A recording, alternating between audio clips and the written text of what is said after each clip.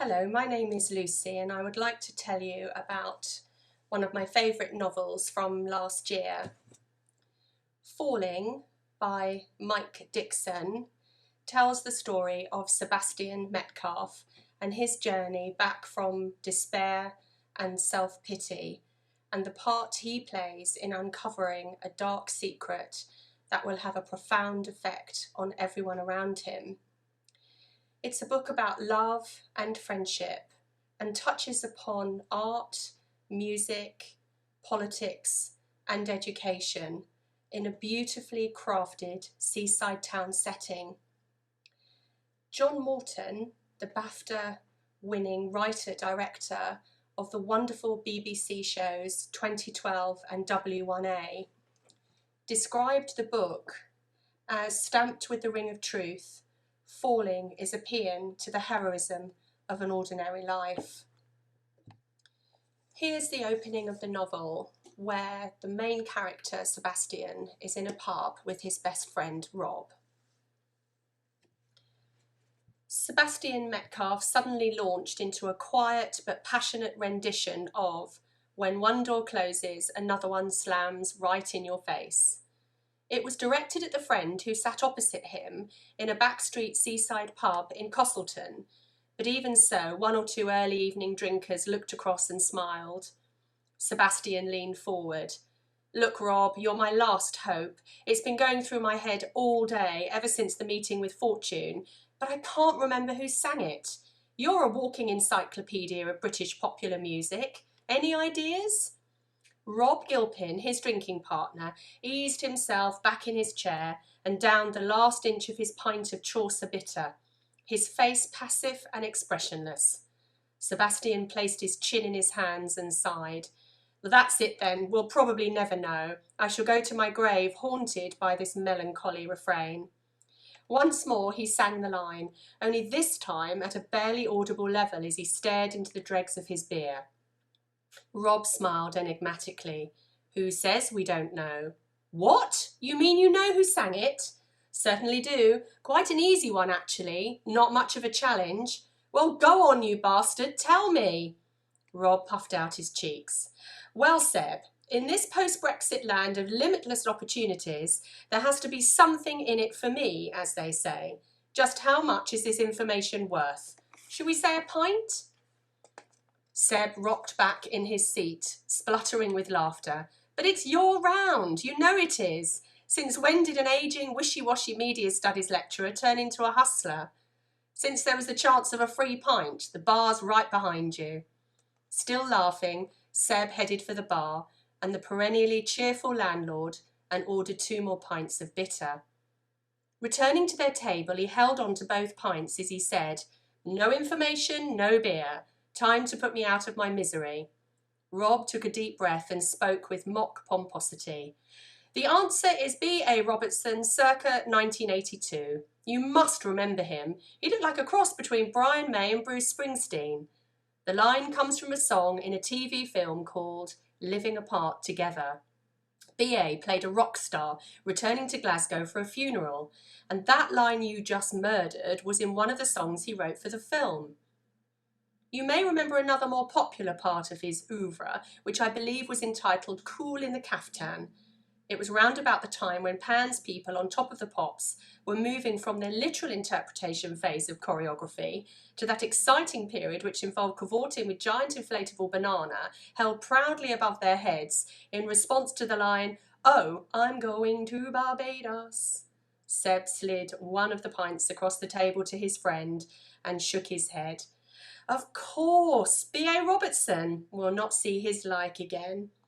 The two men carried on chatting in a discourse that marked the Friday evening transition from the events of a working week towards contemplation of a recreational weekend.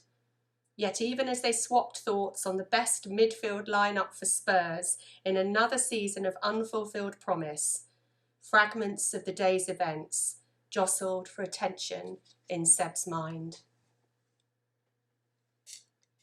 This extract from the novel is from the beginning of chapter 3 and introduces the reader to a more intimate side of Seb's life.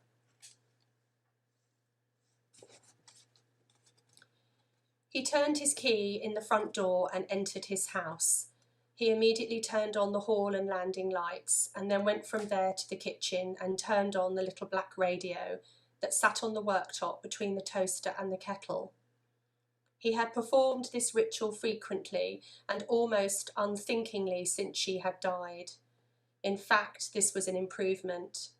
Somehow these rituals allowed him to feel a comforting semblance of control amidst the chaos of his misery. When he had returned to work shortly after the death of his wife, people had said it was too soon, that he should take more time. Work, though, had been his saviour. The ordeal was not going into work, it was returning from work to an empty home. He could walk in and on occasion simply slide down the wall of the hallway and sob and cry till the muscles in his neck and face ached and cramped. He would stand up, stagger into the kitchen and open a bottle of wine or a beer and tell himself to hold on, that it would get easier, that he would come through. And in a way it had got easier, but not so easy that he could take returning to the empty house for granted. So he had developed his very own sound and light show to offer distraction and stimulus wherever he went in the house. He jogged upstairs and ran himself a bath. He took the little portable radio from the bedroom and placed it on the windowsill. Whilst the bath was filling, he returned to the kitchen, took a pizza from the freezer and placed it in the oven.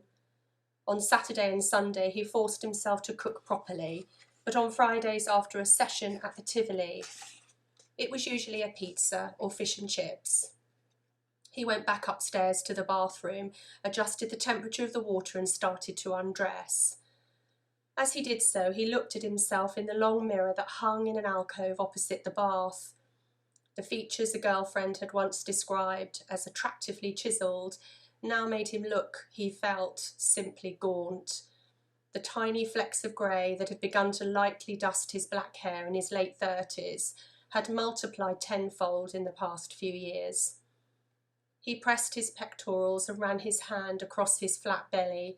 His wife had always joked that she came second in his affections after sport, and it was no surprise to anyone he had thrown himself into more sport and frequent visits to the gym after her death. There had been a time when pushing himself to the edge of physical exhaustion was the only way he could drift into sleep. He moved his hand down and flicked his fingers across his balls and penis. He felt a frisson of undirected desire shimmer slowly through his body. They had made love several times in the bathroom. The recollection of naked flesh, the sweet smell of bubble bath and shampoo, the reflection in the long mirror of their bodies as they made love, all jostled for attention in his carefully preserved bank of memories of his wife and their life together. What happens next to Seb, Rob, and two other key characters, Rosie and Sarah, will make you laugh and it will make you cry. It certainly did me. And you'll be intrigued by the mystery at the heart of this novel, which isn't revealed until the final few pages. Well, thank you very much for listening and for watching, and I hope you all enjoy the novel as much as I did.